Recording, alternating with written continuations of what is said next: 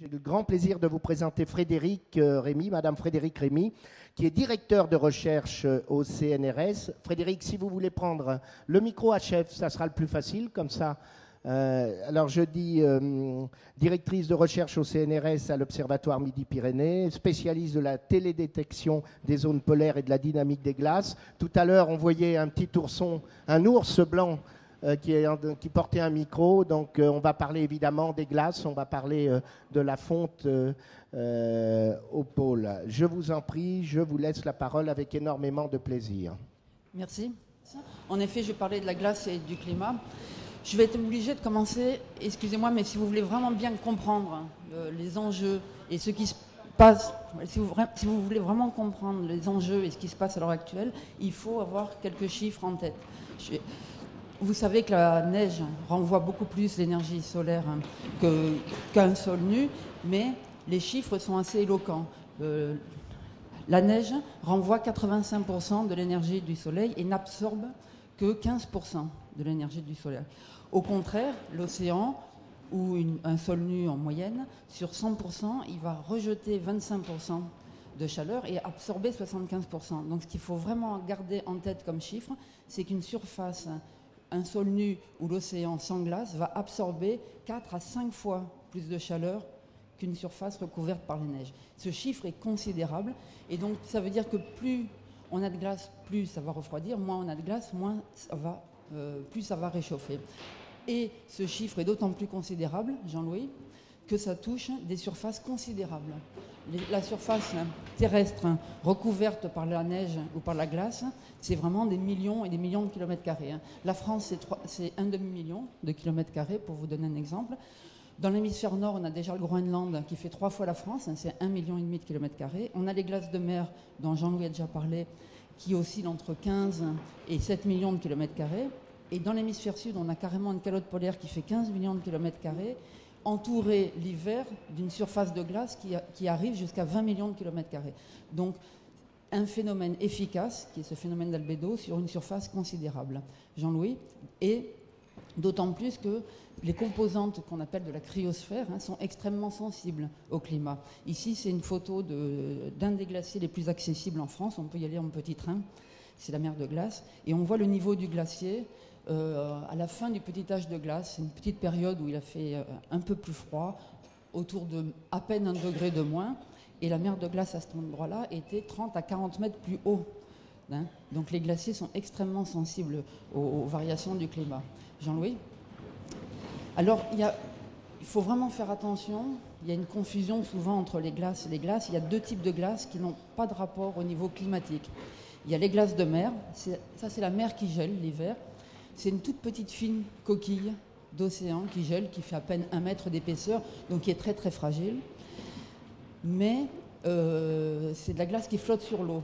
Et que l'eau soit gelée ou soit pas gelée, ça ne change en aucun cas le niveau de la mer.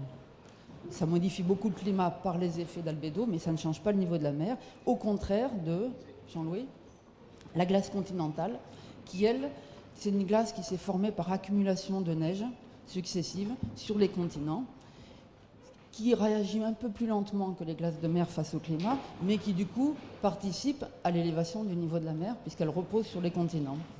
Voilà. Jean-Louis, on va regarder maintenant un petit peu l'état de tous les composants de la cryosphère. On va commencer par les glaces de mer. Donc ici, c'est pour vous montrer, c'est au fur et à mesure des années, les fluctuations saisonnières. On voit qu'on a des fluctuations entre l'été et l'hiver considérables. Jusqu'à maintenant, dans les années 50, ça c'est des compilations, la glace de mer l'hiver, c'est environ 15 millions de kilomètres carrés, l'été à peu près 7 millions de kilomètres carrés. Et on commence à voir dans les années 80 que déjà l'hiver, on est plus proche de 14 millions de kilomètres carrés, et l'été, on commence à s'approcher de 5 millions de kilomètres carrés. Sur l'animation qui vient, là, on voit ce qui se passe, c'est des images de radiomètre. On voit l'évolution des glaces de mer arctiques du mois de septembre sur une vingtaine d'années. Et le petit filet bleu montre l'étendue maximum des glaces de mer dans les années 80. Et ce qu'on voit, c'est que le niveau, chaque année, la mer Arctique perd de la glace en libérant, comme on sait, on peut le revoir juste une fois. Voilà. Et si vous regardez le passage du Nord-Ouest, vous voyez que ce passage est en train de se déglacer complètement chaque année. Sur la diapositive d'après qu'on va sauter, puisque Jean-Louis vous en a parlé tout à l'heure, en revanche, celle d'après, Jean-Louis ne l'a pas montré pareil tout à l'heure, donc je vais le recommenter parce que ça paraît suffisamment important pour que vraiment on retienne. L'évolution de ce mois de septembre dernier, là il y a 2 mois, était vraiment surprenante. Vous avez la ligne tout à l'heure qui correspond, la ligne jaune qui correspond à l'étendue des glaces de mer dans les années 80, la ligne bleue qui correspond à l'étendue de glaces de mer à la fin de l'animation de tout à l'heure, en 2007, et là vous avez les glaces de mer de nos jours, en septembre 2007. Donc un recul là vraiment considérable, et ce qu'il faut vraiment prendre conscience, c'est que, indépendamment de la raison, c'est clair qu'elle recule à cause du réchauffement climatique, mais indépendamment de la raison, on a 2 millions de surfaces d'océan qui va du coup absorber 4 à 5 fois plus de chaleur qu'auparavant. Donc c'est un réchauffement vraiment accru qui a des conséquences au niveau d'un enchaînement du réchauffement qui est considérable. Maintenant, on va passer aux glaciers. Ici, c'est un montage 3D fait avec des collègues du CNES et à partir d'images spot. Alors, à haute altitude, la neige va s'accumuler. Petit à petit, la neige va se transformer en glace et va s'écouler en suivant les lignes de pente, comme ici. Vous avez la mer de glace au milieu de l'animation, le Mont Blanc tout à fait en haut. Et à partir d'une certaine altitude, on va arriver dans une zone où la température est telle que le glacier va fondre. Donc l'équilibre du glacier vient de la quantité de neige qu'il reçoit en amont et de la quantité de glace qu'il perd en aval. Sur la diapositive d'après, 2 fois tu cliques, voilà. C'est pour vous illustrer, il y a beaucoup de glaciers, c'est des zones assez peu accessibles et le spatial a joué un rôle considérable dans le suivi des glaciers. Ici, on voit par exemple qu'on arrive à suivre l'évolution, la déformation, la vitesse d'écoulement du glacier de l'amont vers l'aval.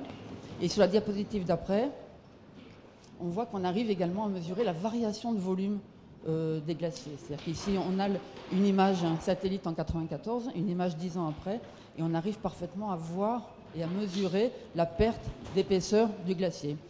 Donc sur la diapositive d'après, qui est un petit peu compliquée, mais c'est vraiment important de comprendre ces courbes. Ces courbes sont vraiment la signature de ce que Jean-Louis appelle l'altération climatique. Il y a deux choses qu'il faut voir dans ces courbes. C'est des zones, c'est l'Islande, les Alpes, l'Himalaya. J'aurais pu en montrer d'autres, parce qu'il y en a beaucoup d'autres qui réagissent pareil. En abscisse, on a l'altitude du glacier et sa perte de masse. Et ce qu'on voit, c'est que tous les glaciers à basse altitude, donc sur les parties gauches du dessin, tous les glaciers perdent de la masse, de l'épaisseur, et ce, d'autant plus qu'on est à basse altitude. C'est-à-dire plus on est à basse altitude, plus le glacier perd. Et donc ça, c'est clairement la signature d'un réchauffement climatique. Et ce qu'on voit à haute altitude, on le voit un petit peu en Islande, les Alpes pratiquement pas, un petit peu en Himalaya. C'est ce qu'on observe aussi au Groenland, c'est que le réchauffement climatique va intensifier le cycle hydrologique et va faire un tout petit peu plus neiger. Donc dans certains endroits, on a en effet un tout petit peu plus de neige, par exemple dans l'Himalaya, le Groenland aussi c'est vrai, dans les parties centrales où il fait vraiment très très froid. Mais en aucun cas on le voit, ces parties n'arrivent à compenser la perte énorme de masse qu'il y a en amont. Voilà, alors pour finir, non c'est pas pour finir, ça c'est montrer d'autres exemples, parce qu'il n'y a pas que les glaciers, il y a les petites calottes polaires. Ici, c'est la calotte polaire de Cook, sur les îles Kerguelen. On avait des images aériennes qui datent de 67, maintenant des images 40 ans après. Et ce qu'on voit, bon, grâce à la petite montagne, on arrive à mesurer que la calotte des Kerguelen a perdu 200 mètres d'épaisseur. Ici, c'est le Groenland. Le Groenland également, c'est pareil. Je ne vous montre pas les variations de volume. C'est pour changer un petit peu ici. C'est l'augmentation de la fonte. Pendant l'été, au Groenland, on a une fonte de la surface de la neige. Et on voit dans la couleur un peu rosâtre là que c'était la fonte habituelle dans les années 90, 95 jusqu'en 2000. Et en rouge, c'est la fonte de nos jours qui monte donc à beaucoup plus haute altitude parce que les températures moyennes sont beaucoup plus chaudes. Donc à ce recul, pour finir, Jean-Louis, c'est peut-être pas une note positive, mais à ce recul vraiment général de toutes les glaces de mer, les glaciers continentaux et les calottes polaires de l'hémisphère nord, même de l'hémisphère sud. L'Antarctique reste encore un petit peu marginal. L'Antarctique, donc c'est 15 millions de kilomètres carrés centrés au pôle sud, qui est recouvert de 2000 mètres de glace en moyenne. Donc c'est 30 millions de kilomètres cubes de glace, c'est un truc considérable. L'Antarctique, c'est plus de 60 mètres du niveau des océans, etc.